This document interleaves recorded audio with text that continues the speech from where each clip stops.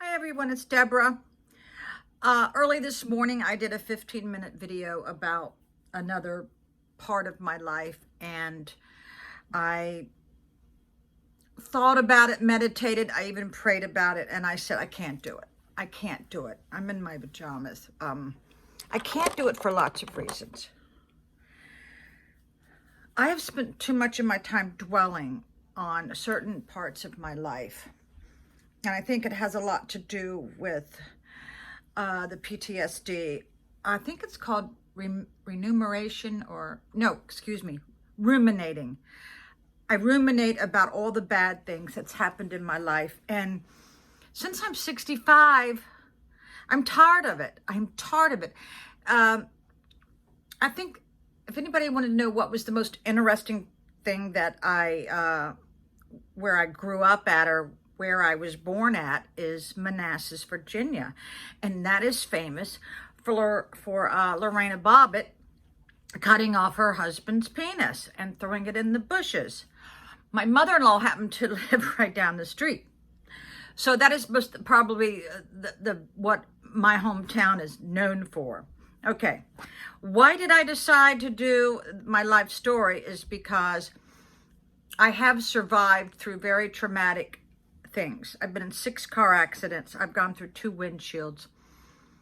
I lost both my parents and my sister. I just ate dinner, so forgive me if I have corn in my teeth. Okay.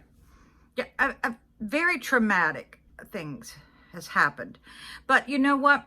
I spent most of my life running away from these bad things. I would get in my car and just go. And let me tell you what, you don't solve anything doing that, people. You don't solve nothing. So I don't want to complete it, but I will tell you some of my, some things that I did learn during this exercise. I don't want to trigger myself. I don't want to think about bad things anymore.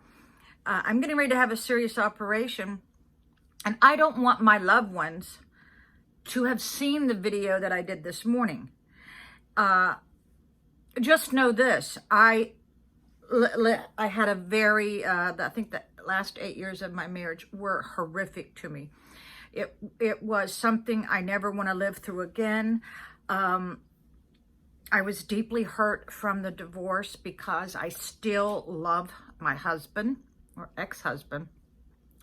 But this is the thing about divorce. If one person wants out, the other person is screwed. There's nothing they can do. Maybe in the old days you could do something, but not anymore. So, did I really want to stay with somebody who didn't want me? And the answer is no. No. And the divorce almost took my life a couple of times. But I don't want that last video I was going to be doing to hurt anybody. I don't want to hurt anybody. And I also come to the realization I've been wanting to sell my condo and move away because I had some bad things happen here. You know, I was flooded 10 times within a 2-year period. I got that fixed. So I've been looking for property all over the East Coast, and I was looking for property that was fun, that I didn't have too much maintenance. And I kept thinking, you know, what's killing me is the HOA. But just in a matter of 6 months, if I can hold on for 6 months, I can afford to stay where I'm at, because then I will have I'll be at retirement age. And once I'm 66 in 2 months, I can make more than what I'm allowed to make now because I'm disabled. My doctor only lets me work 4 hours a day now. So, plus I think I've got a new career going here where I live on the beach. I'm excited about it. I've ordered the books to study, and that should increase my salary a little bit. It's just the next 6 months that I need help with. But yeah, I don't want to continue my life story. Just know that it was incredibly sad. I was very, very upset. And I don't want to say anything bad about my ex, because I do think he's one of the smartest men I've ever met in my life, and he was the most loving, and he was also the best lover I've ever had. So, and we have children and grandchildren together. So enough is enough, Debbie. Cut it off. Get on with your life. I'm happy now. That's all that I care about, and I'm glad to be alive, okay?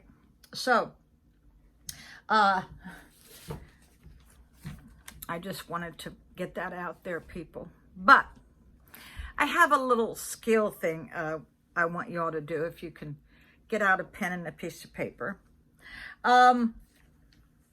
Oh yeah, my CAT scan's next week. So yeah, everything's on board for my operation. I'm getting my left hip done. Okay, so here is the skills, this little test I want you to do. I want you to write down 10 things that you would need to survive in a very, very cold, brutal climate. If you were left alone, no one else around, what 10 things would you think you needed to survive, okay? I'll wait a couple minutes, or you can just pause this video.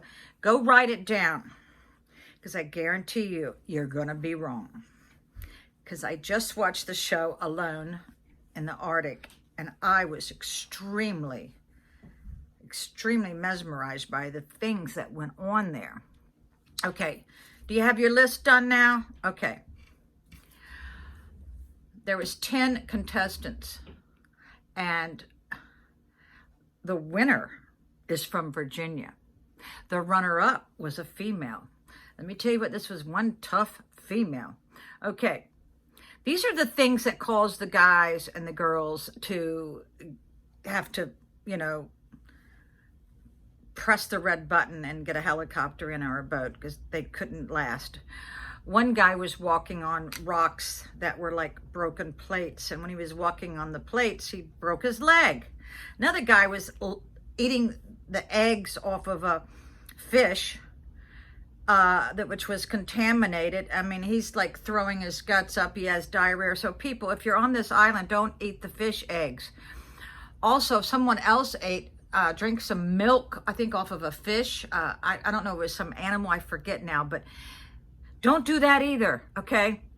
Another girl was sharpening a knife and bringing the knife towards her. Cut herself. Oh, geez, you'd never sharpen a knife towards you, people. Always the other way. Another girl got stabbed with an arrow. Okay, you know, that's not good. Okay. All right. So if you put down sleeping bag, that's good. That's a good one. Okay. It'd be great if it had a mosquito net, but if you're in the Arctic, you don't have to worry about mosquito nets. Okay. If you set a fishing line and hooks, you got it, but not just one single hook. You want the treble. I think it's a treble hook. It's got three hooks on it. Let me make sure. Yeah, treble hook. Okay. A gill net is really good too, because in the frozen ice, you want to be able to go down there and catch those fish. Okay. If you put down a knife or a hatchet, actually, if anybody was to break into my house, they would meet my hatchet, because I keep a very sharp hatchet in my house. I'm not going to tell you where it's at. Okay. But you don't want to bring a saw, because if you've got an axe or a hatchet, you don't need a saw, people. Okay. Let's see. You don't need a frying pan, because all you need is a pot, because in that pot, you can fry things in the pot, and you can make soup. You don't want to get no multi-tools either, because it's hard to handle. The knife and axe will you know, fare better than a multi-tool knife. But they said if you do want to bring one of those knives, they said the Leatherman 300. The Leatherman, I think it's Super Tool 300 is really good. A tarp is good. If you put down a tarp, you You don't need a slingshot. You can probably make one. And you don't need a knife sharpener because you can use a rock, people. Okay. Maybe a shovel is good because you can dig up things. Yeah, when I was watching this, that was the first show I've ever been yelling at the TV. Don't do that. Don't do that. I know very little about camping. I think I've only camped 3 times with my grandchildren, but I at least know some of those things.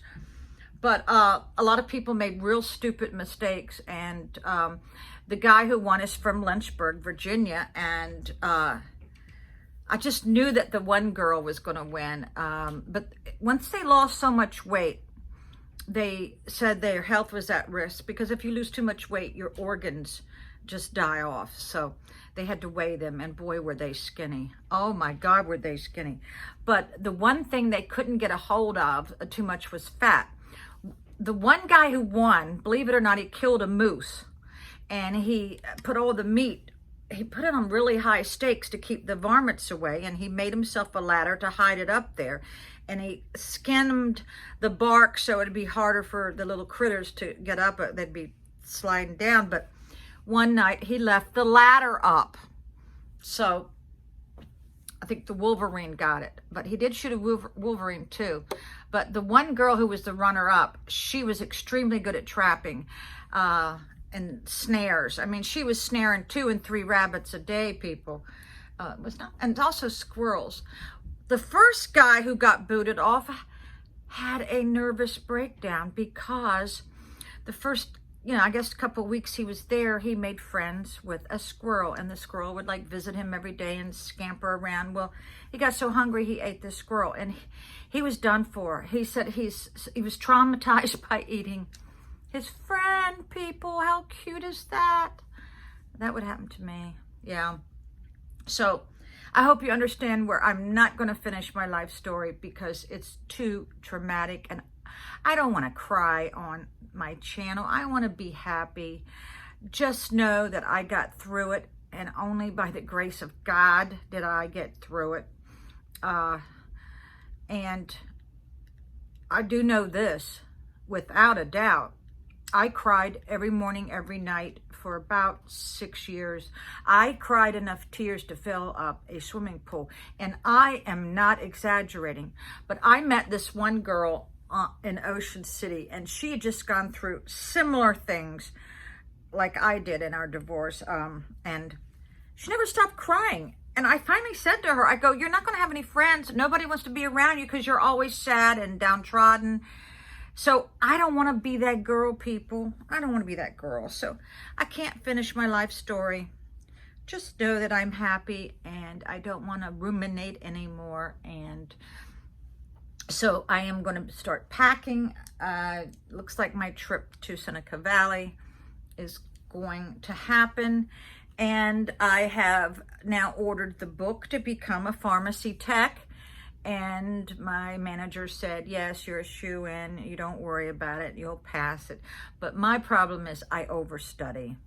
When I took my real estate exam, I overstudied.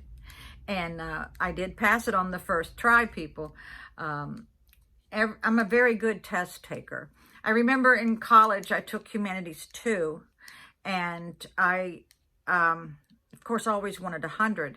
And I missed one question, and I went to where the teacher's lounge was, and I talked to another teacher, and I go, I think she should give me this 5 points. Then I would get an A. And she goes, you mean to tell me you made this kind of score in this teacher's class?